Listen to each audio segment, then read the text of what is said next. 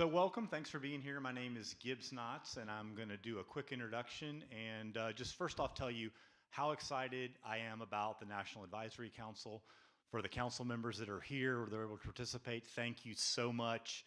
The comm department is really a model, not only for this campus, but really across the country for helping students think about what they're going to do once they leave the College of Charleston, and the Comm Advisory Council plays such a big role in that. So thank you so much for your leadership and your participation in that. Another really exciting initiative that we have here, and we're just getting started. In fact, this may be the first event of this initiative, kind of co-branded with the Advisory Council, is our Civility initiative. If you haven't noticed, people in this country, there's not a lot of civility. People in this country are kind of at each other's throats. There's a lot of polarization out there, and we really need people to be able to talk to one another. Not only to actually have our democracy work, but also to have effective workplaces, effective groups when students are working on group projects. We need to have really increase the level of civil discourse. And so we have started a new initiative, and I couldn't be more excited that Professor Mike Lee from the Communication Department is the inaugural director of our Civility initiative. And I'm going to turn things over to Dr. Lee, who's going to introduce the panel and give you guys some great content over the next hour.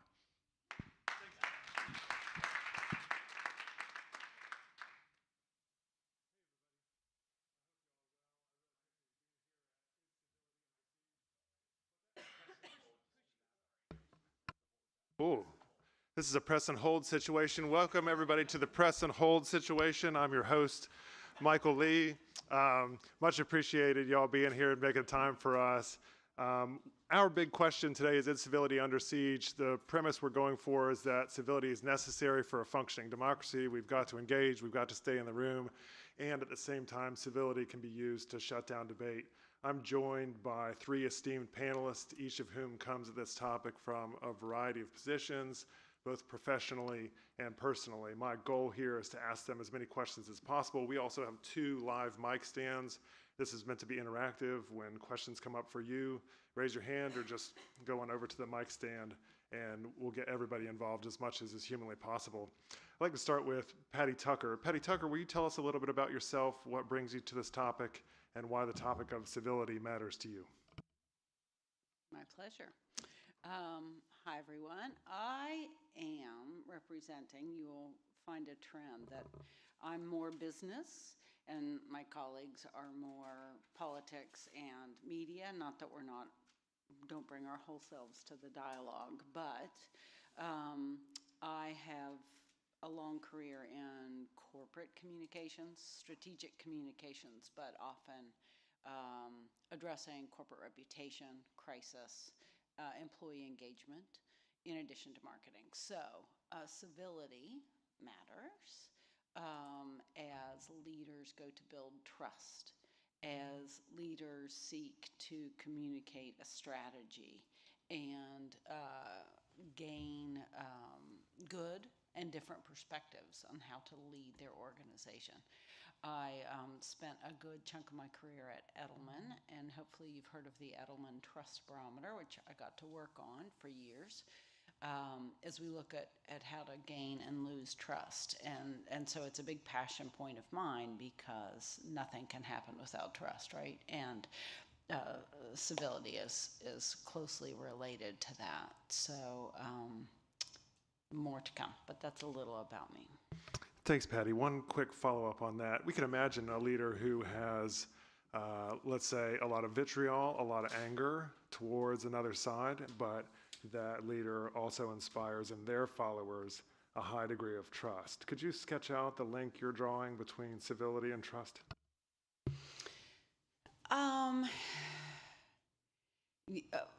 Words matter a lot, right? But trust engenders in someone else a willingness to lean in, right? A desire for some respect, some openness to hear the other person, to follow, believe, be with, not attack the other person. So I think I'm not feeling very eloquent on your smart question, but they feel like companion pieces to have really great thought and advancement in community. Really well said. And I think what is in particular is about building community. And so some of the leaders I can think of who are so vitriolic and alienating of other sides to inspire trust in their followers, perhaps the goal there is not to build community. If the goal of a leader is to build community, then certainly civility, to your point, is an excellent part, an excellent arrow in the quiver. Second, we're really honored to be joined by David Mayorga. David, would you mind telling us a little bit about yourself and what brings you to this topic, why the topic matters to you? Sure, thank you so much, and so great to be here with everyone. So good to see you guys. So just a little bit about me before I dive into why this topic is important to me. I serve in the Biden-Harris administration. I am in charge of helping to spread and evangelize the message of clean energy and scientific innovation for the U.S. Department of Energy. I work for the Cabinet Energy Secretary.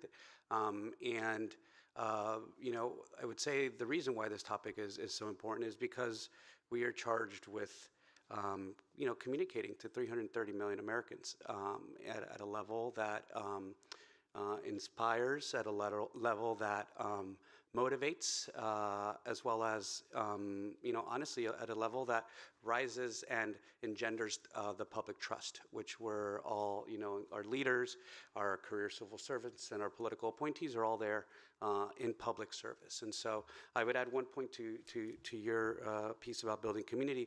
I think civility also speaks to our humanity, really honoring, you know, what differentiates us from, you know, I guess the beasts and the animals, right? You know, civil discourse also allows us to have really tough conversations on really tough issues about our humanity.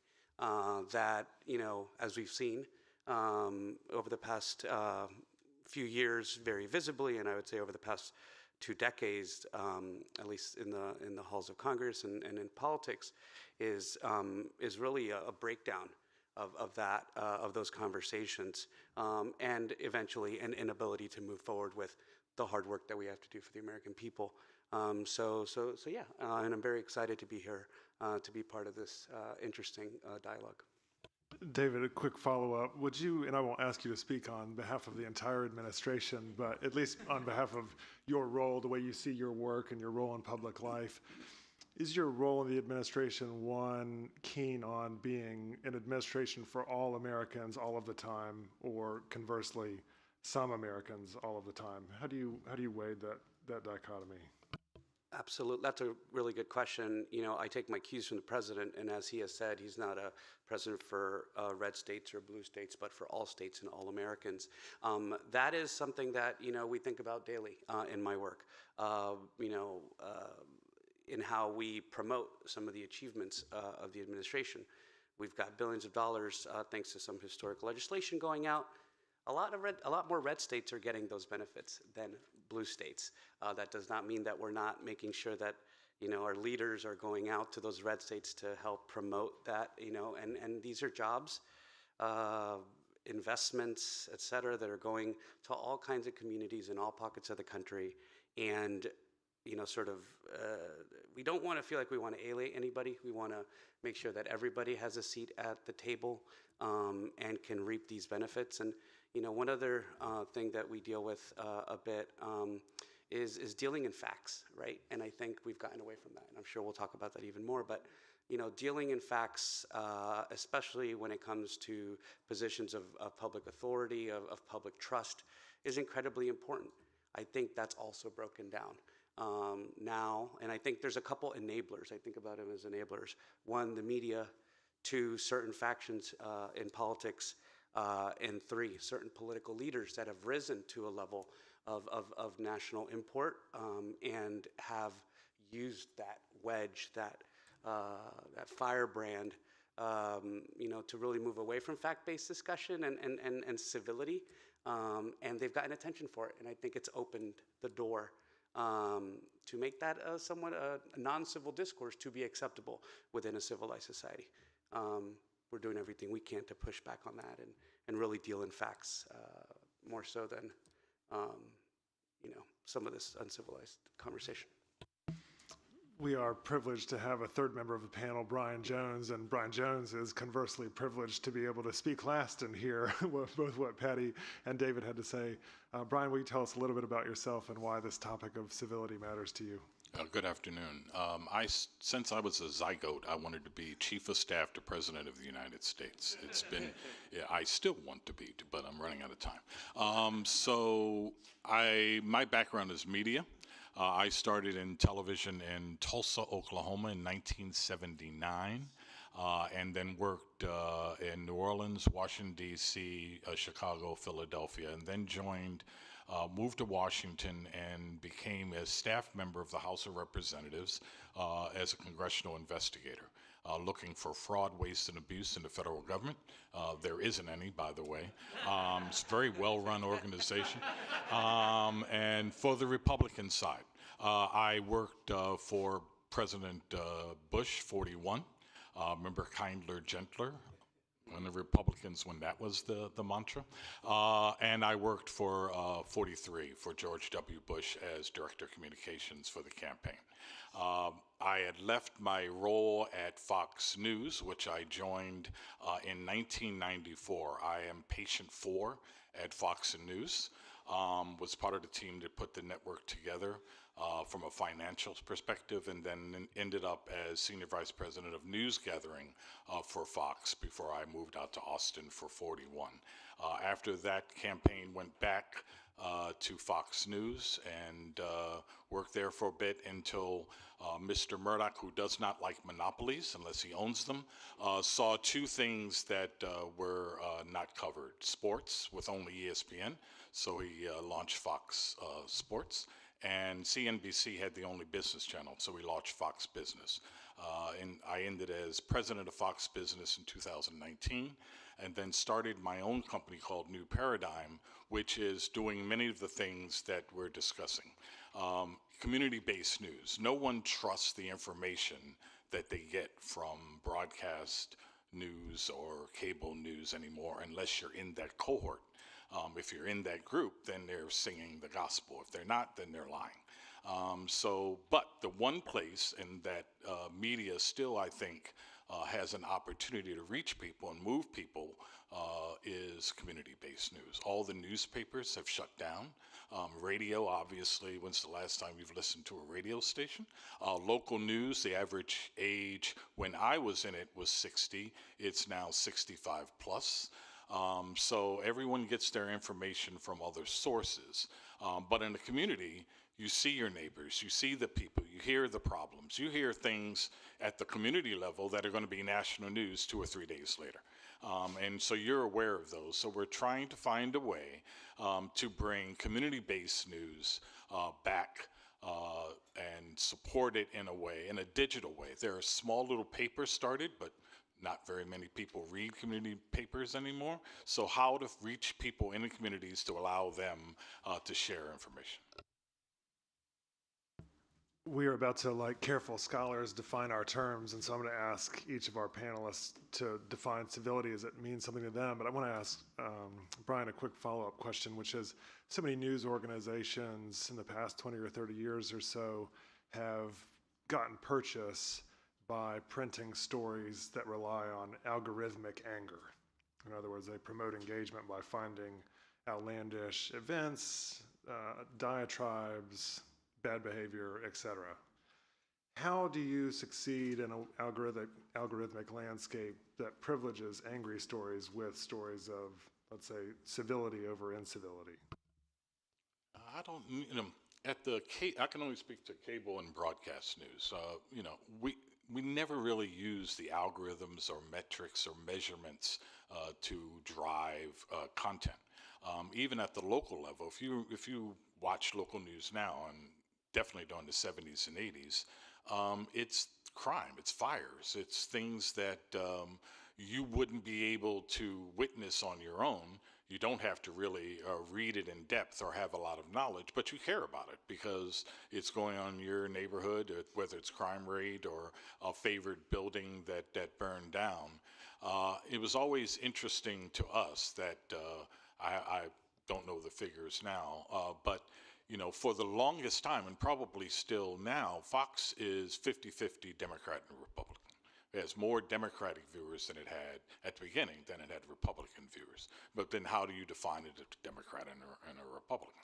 So I think it's very interesting, when Fox started and everyone, did not understand its original purpose and audience, is that Rupert has always focused on underserved audiences. I told some students today, when he bought Fox and had to launch the NFL, he noticed that women weren't watching football. So he put a yellow line on the field to make it easier to understand the game, to get that unattached audience more involved. The same thing was going on in politics. People in this country, and I think we're going to talk about it. Do you remember the debate and the fights over school desegregation in Boston and other places? That was covered by the media, but not from the perspective of the people that had different points of view. Here's the news. This is what you need to know. And then slowly that has transitioned to the sources of the content are driving what they want the media companies to cover rather than any other way around.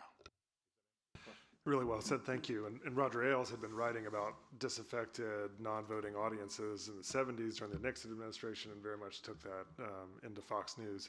Broadening out a bit, and it's a topic I know Roger Ailes was interested in as well. And moving back to Patty Tucker. Patty, when we talk about civility, what does that mean to you? I don't want to go first every time, but okay, I'll take it. David Mayorga, what does civility mean?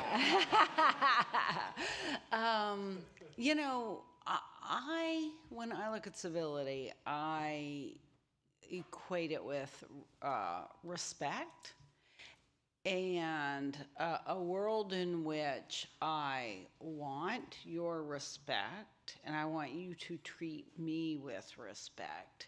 So it's not necessarily characterized by a set of behaviors, but if I respect you, I want to understand you. I want to hear your lived experiences, hear why you think that, and I want you to respect me and hear me out. Depending on where we are, we may or may not even care to change each other's mind, but now we know each other better, and we have a shared respect and mutuality to that. Well, I'll stop there. David and Brian, addendums, disagreements, agreements, what would you like to add to that? I've been struggling with this since I got your email. I don't know what civility means. I really don't. Because, am I supposed to be civil to someone who really disagrees with my entire lifestyle and who I am and what I believe? I'm supposed to still yes, the answer to that is yes, by the way. But I don't know if you can ask people to do that. What is an American in this country? Is an American someone who moves here, doesn't learn the language, doesn't participate in community, and has strong points of view on issues that I disagree with? I should try to find common ground with that person? Of course I would, but that's a lot to ask people right now, and especially since this has only become exacerbated. The issues now are all personal. I feel strongly about it, and I don't want you to change the process of how things are accomplished by you moving here. And I'm just using that example. There are lots of different people that you can use, and impose upon my reality things that I disagree with. So I know what it's supposed to be, but I struggle to how to get there. I appreciate your honesty, and I imagine many people in this room feel the same way. They're certainly very vocal critics of the Civility Project. So at least we have two positions thus far. I'm going to figure out where David fits in a moment. Patty's articulated a pretty vociferous defense of reciprocity, mutuality, respect. Brian has questioned the project to some extent. Why should I share the same room with somebody who disagrees with my entire lifestyle? David? I mean, I think I'll look at it from like a political perspective. I agree with you that it's very difficult to have a civilized, so to speak, conversation with someone that falls completely on the other end of the spectrum or completely disagrees with either very tightly held beliefs or really who you are as an individual. However, in the context of politics and leadership and really trying to do the work of the American people, you know, I do think that we have to elevate that conversation. I do think that we must constantly work to find common ground, to try to understand or just see the other side, even if we don't agree with it, because we're seeing the fruit of, and I use the word fruit, but the breakdown of that conversation style, of that civil conversation, has led us where we are today.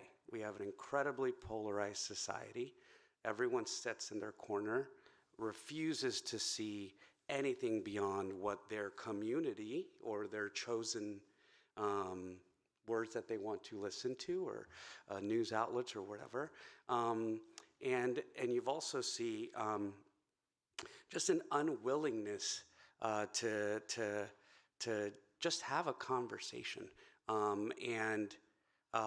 You know, we see experiments all the time and documentaries of folks that maybe have zero things in common, and then they have a conversation, and towards the end of it, they have been able to come together and find at least some sort of common truth or show a common bond. Those are really important things that as a functioning society, we have to build or rebuild into the fiber of our dealings, of our communities, et cetera, in order to continue to thrive, to be better. You know, while I understand and see your point about how difficult it can be to sit at the same table and try to be courteous and not, you know, scream or shout, or I do think we need it in order to continue to be a performing society that helps us, you know, build, be successful, create opportunity, et cetera. I'm going to throw something out for the panel, and everybody can react to it. I won't make Patty go first. The question is, there's been a lot of theorists talk about civility. One in particular has a book called Mere Civility that I recommend on this topic, sort of a tepid endorsement of the concept of civility. Civility often gets pigeonholed as etiquette, a kind of norm of politeness, very minimal behavioral standards, mere civility, right? At least we could just be civil to one another. It's almost less than politeness, if you follow what I'm saying.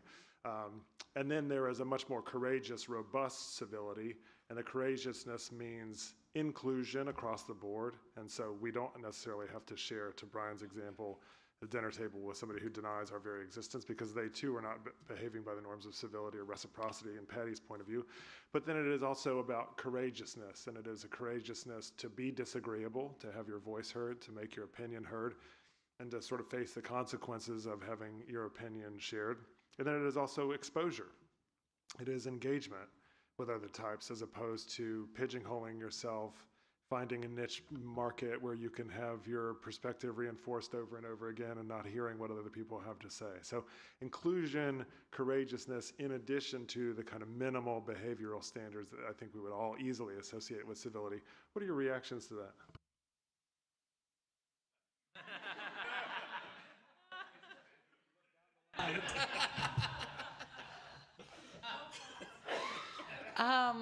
Well, I will admit, I kind of want to ask Mike a follow-up question. What are my reactions to there being these levels, or what's my reaction to are all or any of them okay?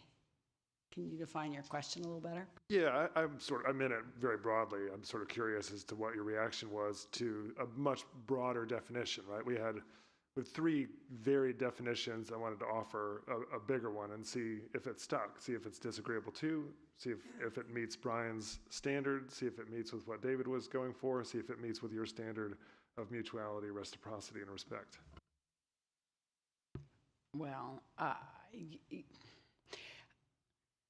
I'm very motivated by the fact that we cannot live in community without civility. We cannot live in community the way the country is right now, and it will take courage to get out of that. It will take a lot more than courage. the way I look at it, and I hope I'm answering your question, is what we're missing are two things. One is the will to be civil, even merely civil, and the skill to be even merely civil. So, maybe, and I haven't read that book, which sounds great. Maybe it takes some. I hope we never go for mere civility, but we're gonna have to stair step out of this because there has to be a realization that this is not okay. In order to get out of our comfort zone and to sit in a room with someone who disagrees with our existence and figure out, we're not going to argue them into respecting us. We're not. So how are we all going to live together? So anyway, I very much support the need for civility, and maybe it comes down to semantics of how we define it. I'll throw something out, maybe not a direct answer to your question, but just adding some examples to the conversation.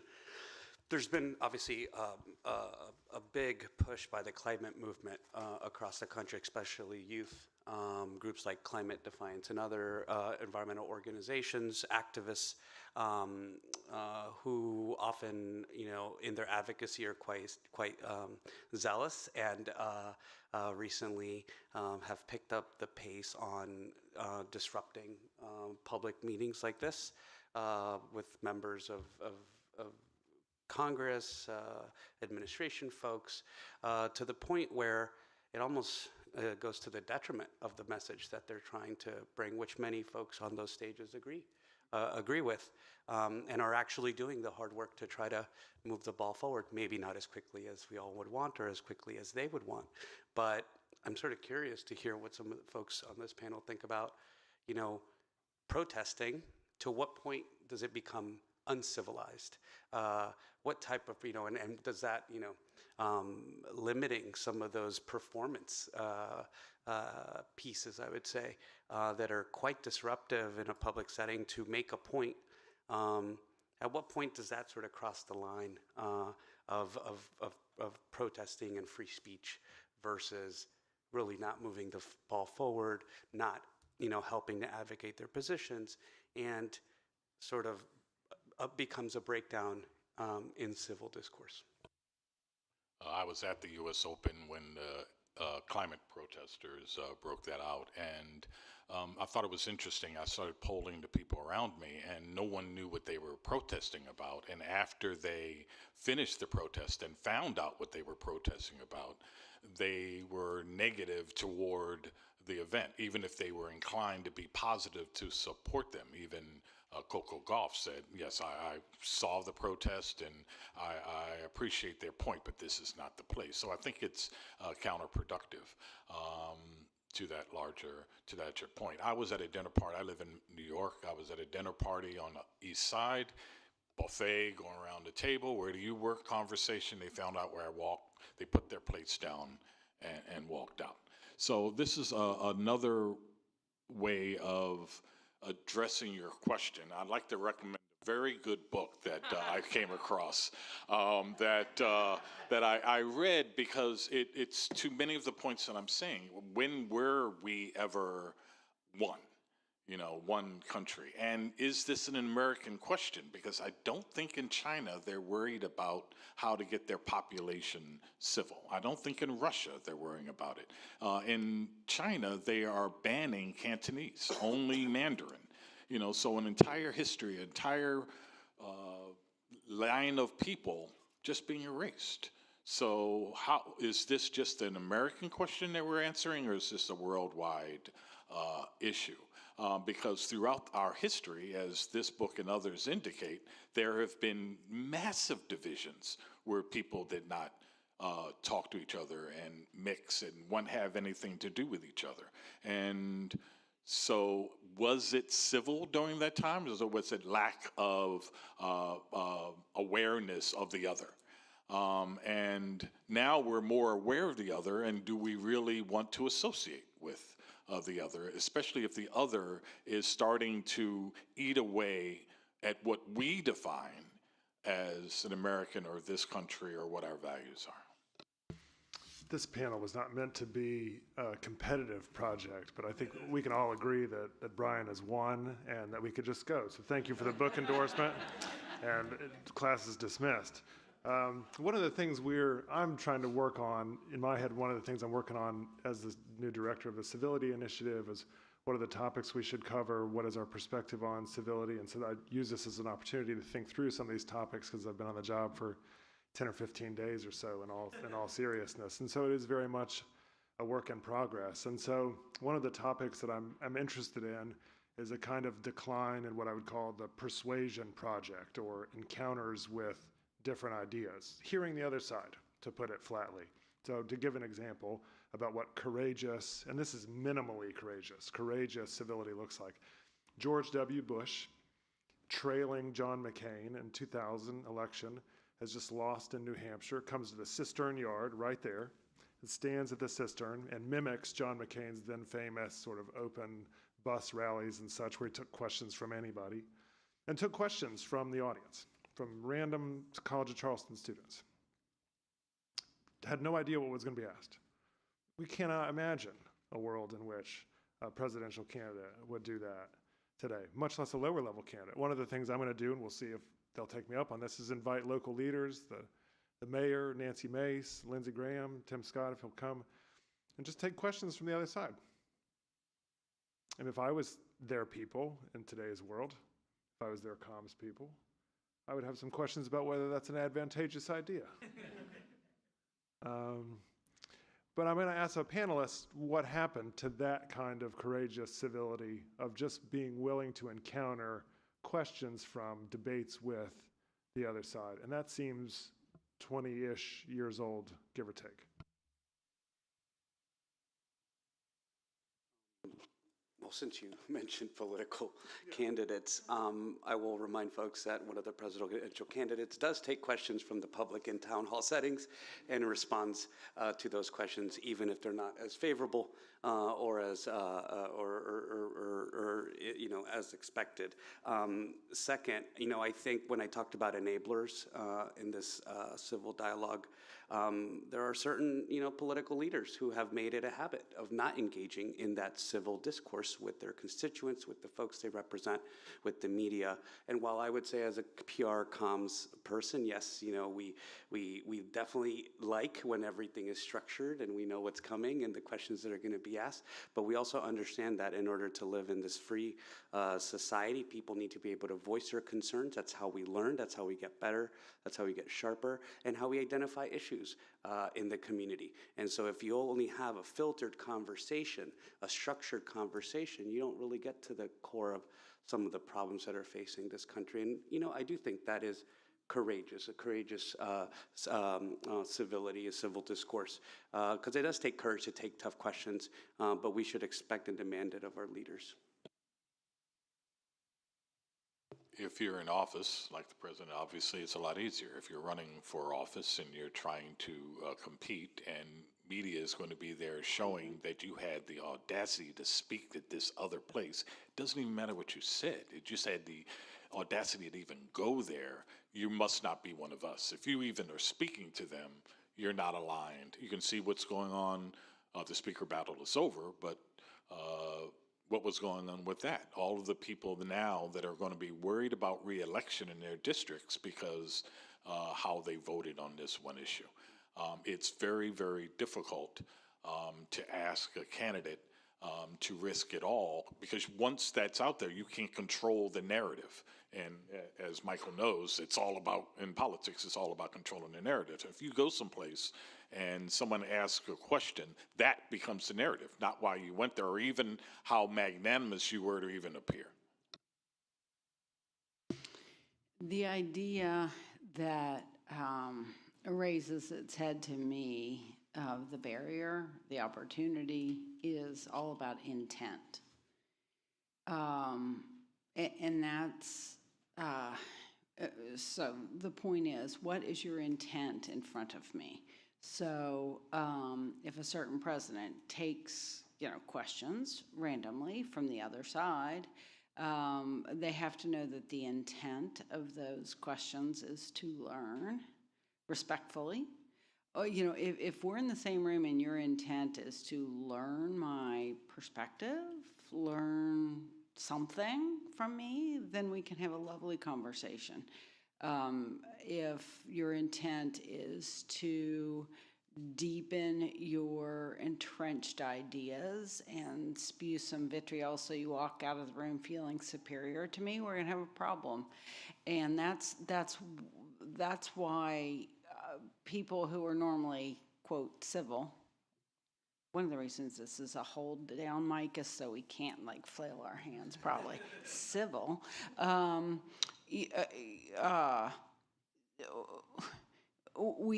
people who are raised to be civil, right, are now our barriers are up so high.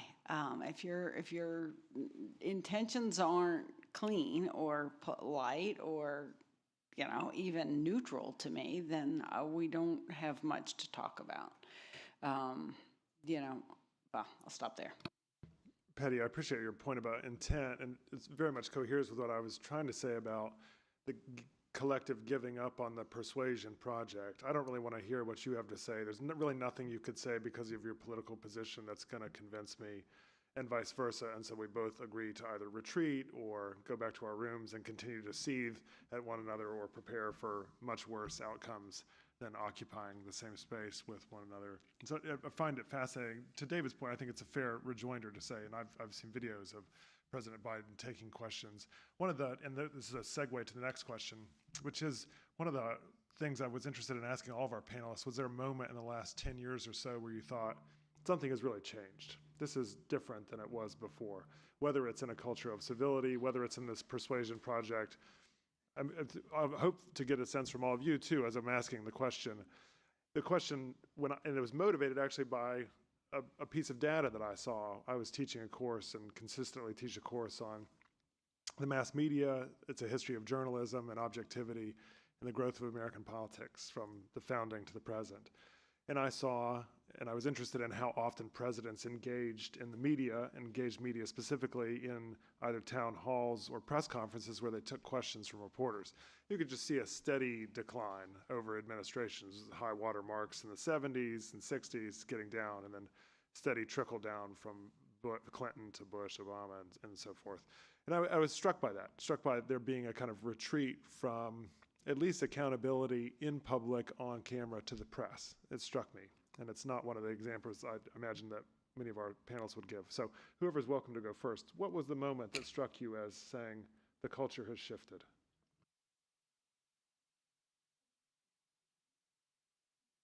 I don't know if there was any one moment. I can remember going back about maybe, let's put it at like 2007, 2008. I was working for a moderate Republican from upstate New York on the House side. And he, after being in Congress for 24 years, opted to retire. He was at the top of his game, really good broker with the other side, part of the moderate faction of the Republicans in Congress at that time. And, the reason why what he gave was that it was becoming harder and harder, nearly impossible for them to work together with the other side across the aisle on really important issues affecting, their states, their constituencies. But he just said it's become nearly impossible to work with the opposing, with the other political party.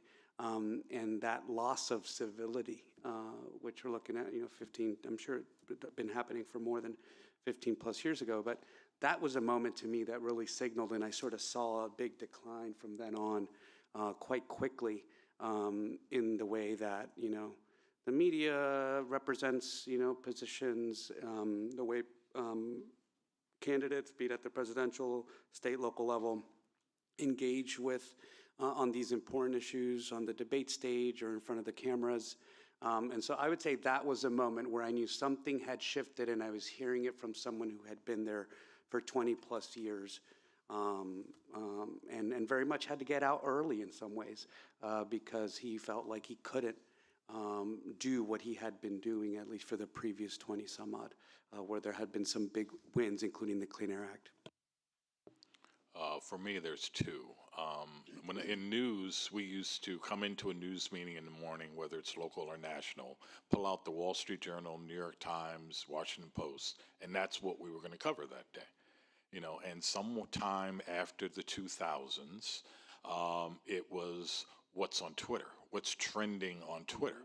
So it went from news being generated by professional journalists who say these stories are happening to Bob in wherever who was driving passion through his followers and through his comments. And you remember the comments section of newspapers when the internet started, everybody was putting comment sections on their websites. How long did that last? Because of the vitriol of the comments. And the types of things that they would say, the attacks that they would do, and the misinformation, the facts. And the other was President Trump at Charlottesville, because I watched that and knew of the circumstances, knew people that were there, and the facts did not matter. You know, he was able to do and say whatever he wanted, regardless of the facts. And that's when I knew that the push from social is more important than anything. As long as that you're backed up with those followers, then you can defend or support any position that you want, because there's an unseen, underserved audience out there that believes as you do. I'm in the, I think we all agree, but it's been so gradual. And there was a snicker around the room when he asked for the one event, because there are clearly some things that maybe enabled further bad behavior. You know, the election of 2016, I'll just say it, to me, enabled my set of facts, bad behavior, letting people say things that we had hoped we had moved past, but hadn't. Okay, fine, but you're saying that out loud. So, but I will, to get on safer and maybe more constructive ground than any one moment, there's a really great, I didn't bring a book, I brought an article, a really glorious article by the beautiful human David Brooks in The Atlantic, titled How America Got Mean. Very related, right? It's really great, but he points out there are, 4 main narratives or trends, and you see them all, and you're like, oh my God, that is how we got here. And one is around technology. So who would have thought when we had more media that would make us more stupid, right? We all went into our bubble, and it hardened our stance there. Plus there's social media and all those implications. So that's just one of the 4 narratives is technology. One is demography. So we are becoming a more diverse nation, and that creates fear among some and, gives voice to others and all of that. The economy is another. Disparity in income, disparity in pay, all of that just causes great angst, right? And the 4th being sociology, and he does tell a glorious story about how before World War II, we had social networks, we had social organizations. We pretty much went to church. We gave of our time in service projects. There were the Boy Scouts, there was the key clubs, whatever, where we learned the reward of working in community, and we learned some of those skills, and those have gone away after World War II. The thought became, well, humans are inherently good, so we'll just let everybody figure out their own kind of good. And here's where we are. I'd also add, Please. To your point about the comment section, I mean, basically, the comment section in newspaper websites is now monetized. I mean, it's a monetized comment section, which is Twitter, now known as X. And aside from having all these different views now very public from Joe Schmo or New York Times, there's a business model that pushes certain narratives for clicks. The newsrooms do it, the social media companies do it, and it has pushed up those rankings and those views and those clicks, and continues to push those, you know, sort of maybe I would say extreme positions, and it makes it seem like it's mainstream when it really isn't. But there is a business model behind doing that. And I do think, I know all of you hear about social media companies having a, you know, really important responsibility to moderate, to weed out some of this misinformation. We're seeing a ton of it around the atrocities happening in Gaza, both the Palestinians and Israelis, and we've seen so much of that misinformation. There is a model that moves that kind of stuff and has given air to that uncivilized, I would say,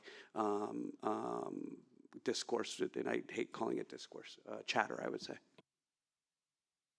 We've talked a lot about political examples now, and we can continue to talk about it too. The next question, sort of my segue question before we invite questions from the audience, is our norms of civility are contextual. They're different in this space than they are in church, than they are in a comedy club, than they are at a political rally, and they can each change over time, and some can change faster than others. Are there places where you fear or feel like norms of civility have changed more quickly than others? Okay, I will go first. Yes. Very civil of you. Oh, yes, well, thank you.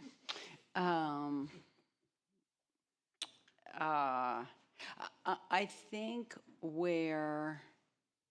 here's a theory, open to anyone attacking it, because it's not, rooted in lots of data, but the theory is, when in the places where we can agree on a common set of facts, civility is still more entrenched. So I would say the business environment where what we're discussing might be more cogent, more coherent. We have these facts. This is what the business is about and where we're going.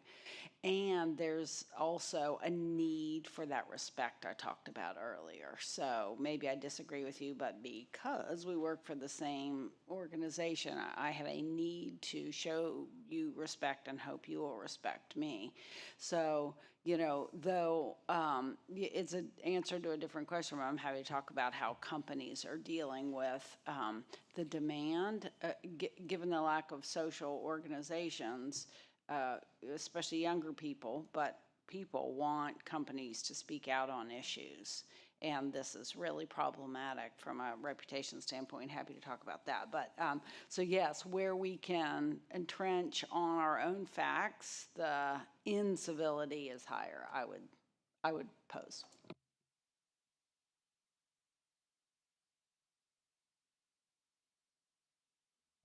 One of the first, maybe second panels we're going to do is on that last question, is on the sort of fraught decisions to speak or not to speak that companies increasingly face as they're being pulled into a maelstrom that perhaps they don't want to be there for. Broadening out a bit, and then I'd like to invite you all to ask questions of our esteemed panelists. What are you hopeful about? I asked for a moment in the last 10 years that made you think, well, something's different now, and not necessarily in a good way. We've talked a lot about Americans talking about, and some Americans maybe even wanting, a second civil war. We've talked about numbers, about polarization. We've talked about fears of us disengaging from one another and ending the persuasion process and increasing the mobilization process. We can sketch a pretty dire dystopian scenario. Let's at least add some levity to the proceedings. What gives you hope about the American project to continue to coexist together? I think the students in this room give us hope in their activism, in their willingness to be inclusive, to be willing to sit at the table, to educate themselves. I think that gives me hope. We see it in their, not only in their activism, but also in their numbers of voter registration. We're seeing a more informed younger generation, and you know, I still consider myself young, but maybe not as young as some of the folks graduating here. But that gives me hope, and I've seen it on the road. I've seen it in communities of all shapes and sizes, and I guess that's that's kind of what we can look forward to. Another thing that gives me hope is starting to see a little shift in the media landscape, and you probably can speak to this a little better. But there's been a little bit of reckoning in some of these newsrooms, like the CNNs of the world, and we're starting to see. I would not say hard-hitting journalism, but I'm seeing some of the big anchors push back on some of the uncivilized things that are being said on national television, cable TV. And so that gives me a little bit of hope. I still think there's a long way to go for the pendulum to swing back to good journalism, I would say, where they ask tough questions and they do follow-ups and fact check in real time. But those two things give me a bit of hope. I would echo that with the students here, but also young people nationally. They're getting more involved. They're at least researching what's going on. There is obviously a disconnect with social media because they demonize, existing media, but don't say anything about Zuckerberg and Google and all these other companies that, has been referenced, are really behind a lot of this driving. And then I came across, as preparing for this, an interesting stat which gave me hope. Dating apps.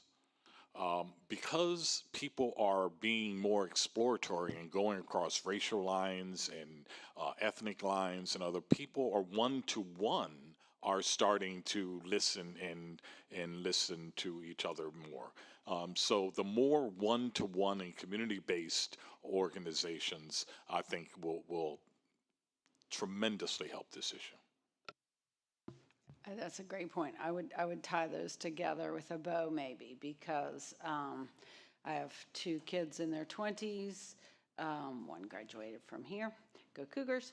And they give me hope. They teach me all the time. My daughter picked, and trust me, she's working on her wedding, and every decision is just so. She picked a less attractive chair to rent for the whole party because we have one obese attendee.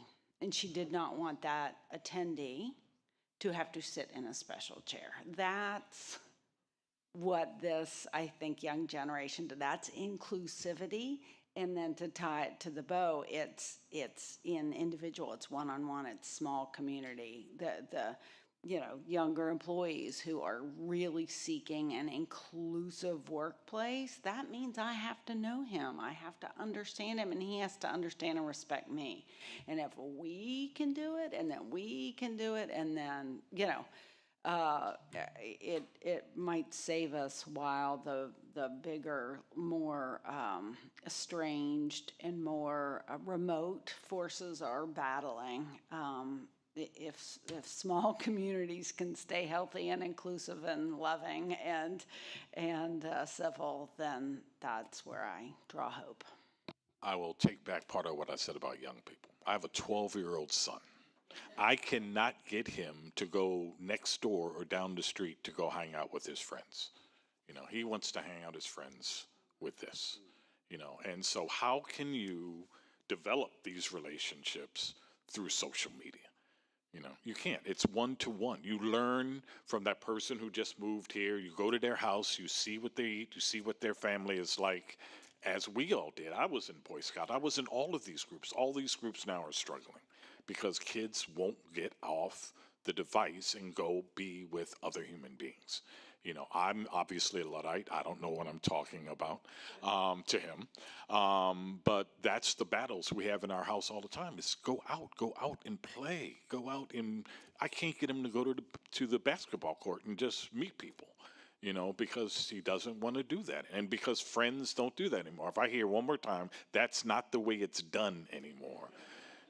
And I'm sure there are other parents in this room that are dealing with that. But that social media, both the issue of pushing negativity and the exclusion that people are going into a bubble and not having contact with the other, is part of this issue as well. I'll close with a personal anecdote as well before we open this up to the audience. I have 10-year-old twins. We live on James Island, where many of y'all have been before, and they're increasingly encountering difference in the way that they play. We tell them to scram and then lock the door, so it's like 1974 in our house. They're not allowed inside for months on end, and I hope that nobody reports us for saying that. But they're outside a lot, playing with their friends, and they're encountering difference. They're encountering differences in religiosity amongst 10 to 12 to 14-year-olds. They're encountering difference in political preference among 10 to 12 to 14-year-olds who would like to talk about the former president more than my twins would like to talk about the former President Trump.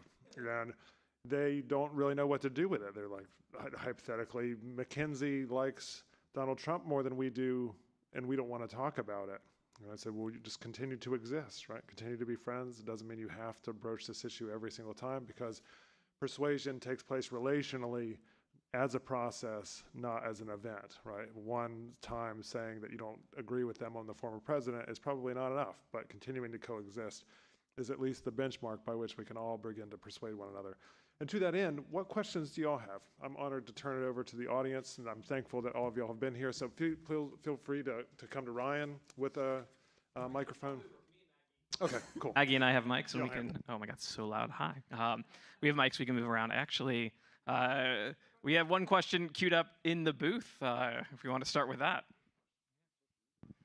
I'm not supposed to do this, but I had to. So, mainly my question was going to be what you just summed up with. It's hard to be civil with someone when they're not speaking from the heart or with facts.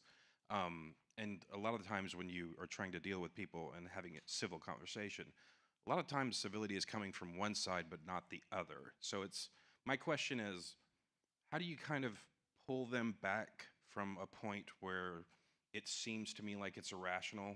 I don't want to, keep going to my family dinners and like not talking to certain people in my family. I want to kind of understand them again and have them understand me.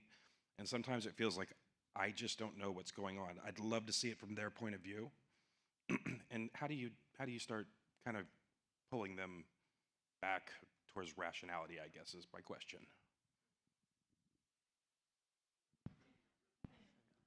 I can recommend a series of works that we teach. Those of us who teach in communication teach a class that we've co-designed called Communication 281, and a big part of that process has been how to be persuasive in a world of polarization, in a world where we don't share facts. And the pivotal story, the most amazing set of stories that I've seen on this project is Daryl Davis, a black man who has persuaded over 200 Klan members to give up their robes. And he did this personally, one-on-one, through the building of relationships, and documented it all. It's a documentary, it's a TED Talk, he wrote a book. His name is Daryl Davis, and he has a set of principles, and the principles are, it takes time, don't overinvest in one thing, make sure that you're safe, make sure that you meet the person where they are as opposed to responding to the stereotype of the person you think they are, and then don't be afraid to debate them. They're going to make facts, they're going to stipulate facts that are not facts, and be prepared to do your own research. So know what you're getting into. So you sort of can't half-heartedly say, I'm going to talk to my uncle, hypothetically. It's always the uncle. But you can't half-heartedly talk to the uncle and not come with your facts prepared, because your uncle probably has his facts very well prepared if he's down the rabbit hole, as you said. So there are decent models about how to encounter the other side. The college actually invested in a book just a few years ago that was a perfect example of this process, called Rising Out of Hatred. I don't remember if faculty members have read it. I'm seeing a few nods. But another great example where somebody who had been grown into white nationalism was disabused of some pretty specious notions through a process of encountering difference and spending time with the other side in kind of fact relationally based debate, what some scholars call closed antagonisms, where the relationship can stay intact, but the debate can also flourish at the same time. I hope that's even remotely helpful.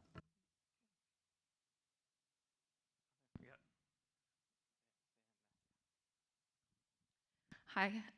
So for those who don't know, I approach comms from analytics. And so during COVID, I had a client that was a disinfectant, big name client.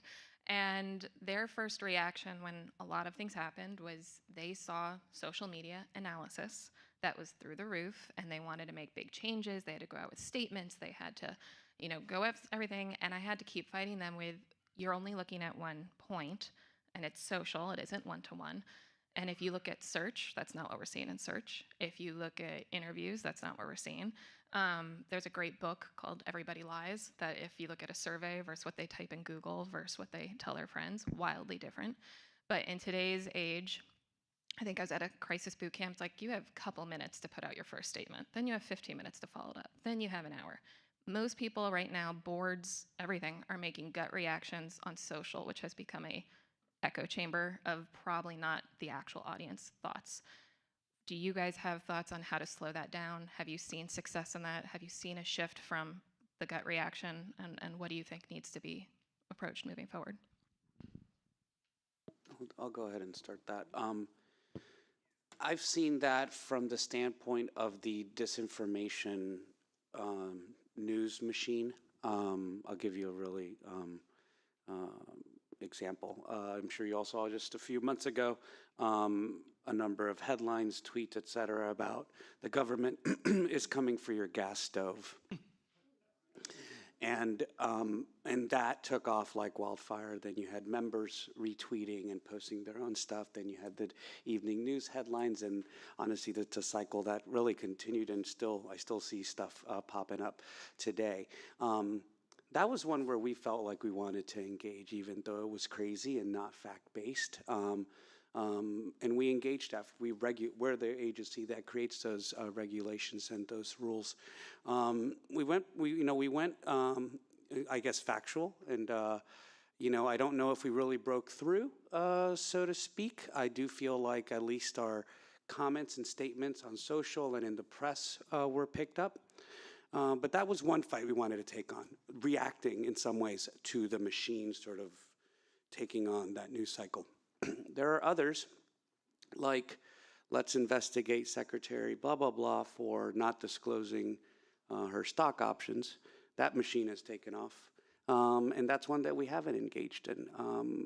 We pick and choose our battles. And it's hard, though. It's really difficult because every day the machine is churning out something that it's either not helpful, not fact-based, incendiary, not rooted in truth, and really just to create clicks and sort of feed the beast, I would say. But it is something we struggle. I don't have a perfect answer for it, but you do have to sort of be strategic about when you engage, when you go into the matrix, and when you pull out. Yeah, I would add to that, because what I thought I heard was a kind of a corporate reacting, right? So I'll answer from that perspective, and that actually now they're looking to clam up all the time, even when they shouldn't, because they've been burned so hard. That's a broad generalization, but and they are not only are you looking at like what's public sentiment, but more importantly, in my estimation and my counsel, is know thyself. So companies have to, before anything hits the fan, they have to have really stared hard at their values and their employees' values. So you look at values and what matters, and you look at what's relevant to the business. So, if you're in, whatever, industry X, do you have to talk about gun control if it has nothing to do with the business? And but so you need to know what issues matter so much that we will speak up or not. And by the way, by not speaking up sometimes, that's very loud. If something is at your doorstep and you're being asked to have a point of view and you choose not to, even if it's just for the hour, that says something. If you never speak up, that says something too. So, right, so you have to have that rubric ahead of time. Not that you don't look at data, but if it's near and dear to us and our employees and our business, then, sometimes data be damned, we're gonna be transparent about where we stand. And willing, by the way, to lose some people. That's the thing, right? Whether you speak up or not, you might lose some people. You might lose customers, you might lose employees, you might lose, the trust of some people. But you're choosing which ones you're losing because you've already done the rubric on what matters to you. So if someone doesn't think that behavior is specious and our company does, then that person who disagrees with me may see the door, thank you. And what I've done is harden people who see things the way I do and let someone not so aligned go.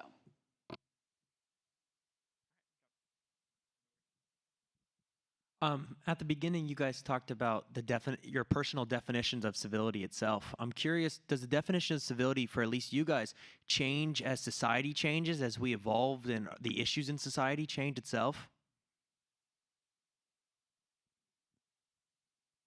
I don't think so. I think you treat people with respect and be open to different points of view and backgrounds, and regardless of what society is doing. I think we have personal values and family values that we're trying to maintain, and that's core, not what everybody else is doing. That is challenged, however, if it's in a public debate on social and your friends and family see that and take a different point of view. Now you're in a completely different discussion.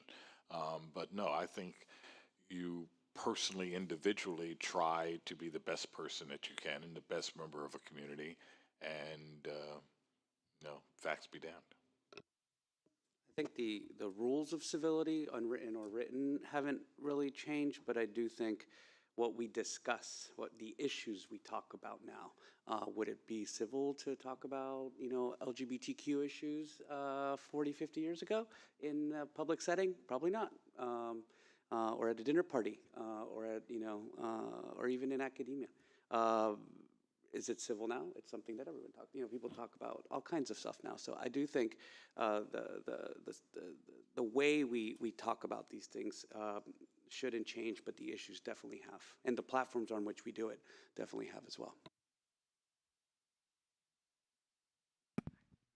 Thank you all for coming and talking today. It's been really great. Dr. King famously said that a riot is the language of the unheard. I'd like to paraphrase that as incivility is the language of the unheard, and give that to you for any comments that you may have. Two contexts that I'm thinking about this in are the climate context, the climate crisis that is happening now, or the increase of gerrymandering in our society and at the state level, or whatever other context you may have a perspective on that. But is incivility the language of the unheard? Does that make it more acceptable? What's your perspective?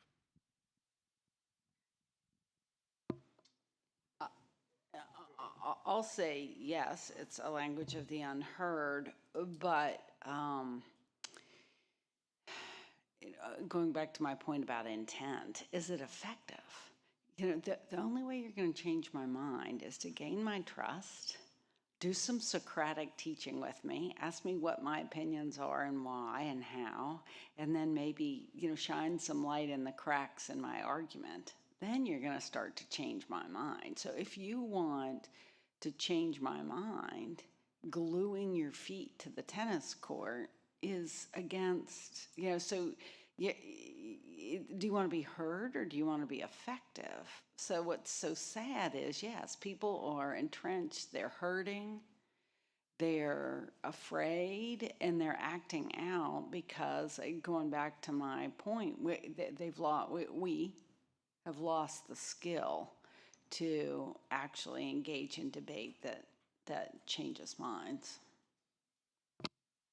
But there is an effort to use incivility as power as well. I don't think former President Trump is powerless or unheard, but he's purposefully uncivil to get his point across and to get a group of people who felt that they were unheard a champion.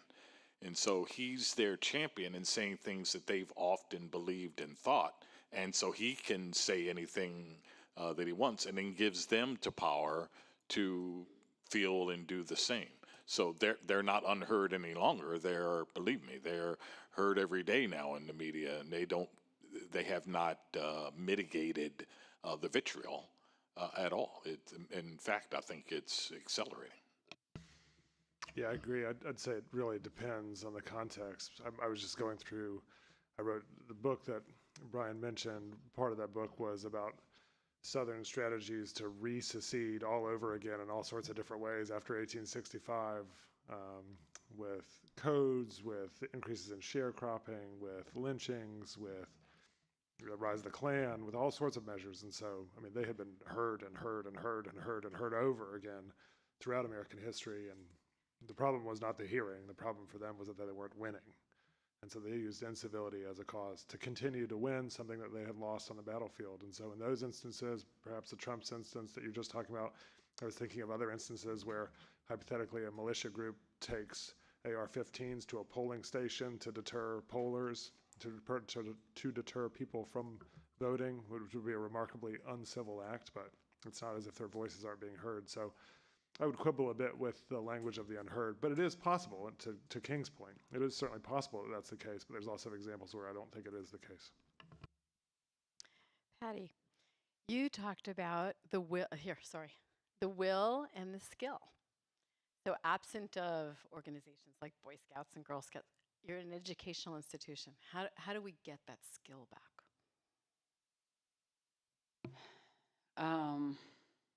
Yeah, educational institutes. It worries me that Mike says that there are people who don't think the civility initiative should be going on.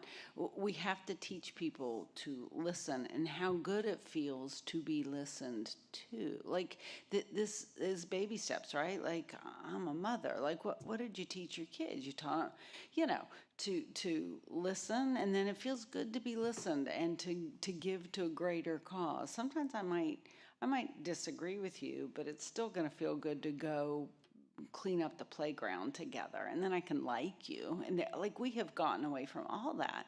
So the skill of listening, understanding, agreeing to disagree. When did that leave the table? That's like, right? We literally have to get back and teach kids this. And if they're not learning in their homes, or they're learning in their homes and then terrible behavior is being exhibited in the public's eye and rewarded, then we need more people who think, hopefully, like everyone here who must be here because you kind of like civility. We've got to be consistent in modeling and teaching and showing them that it's really great to be civil with each other.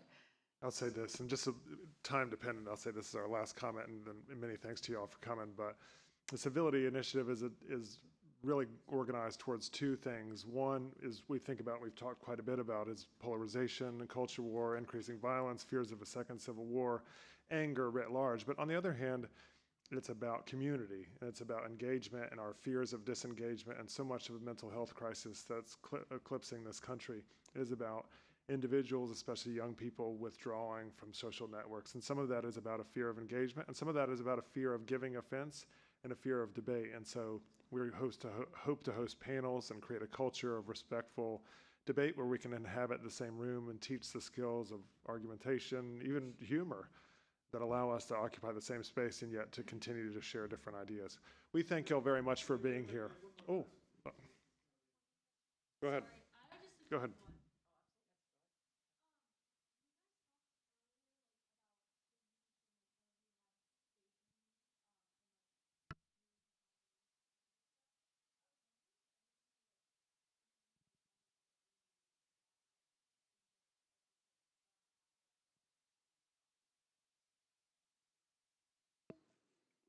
I don't blame the youth at all.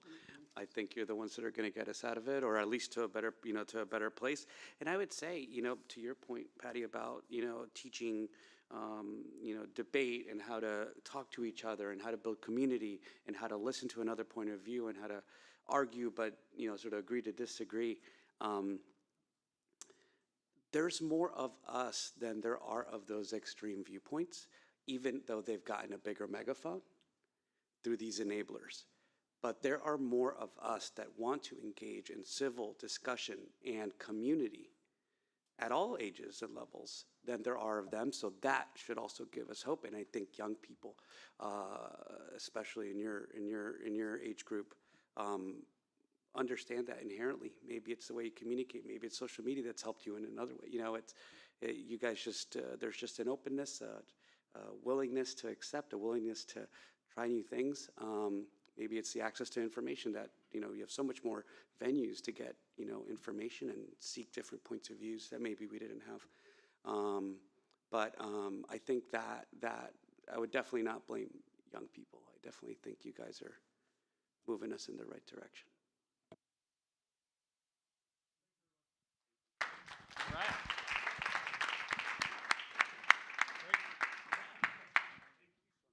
Thank you all for coming out. Stick around and have some civil discussion for a few minutes. Council members will make our way to 9 College Way in a bit for a civil reception.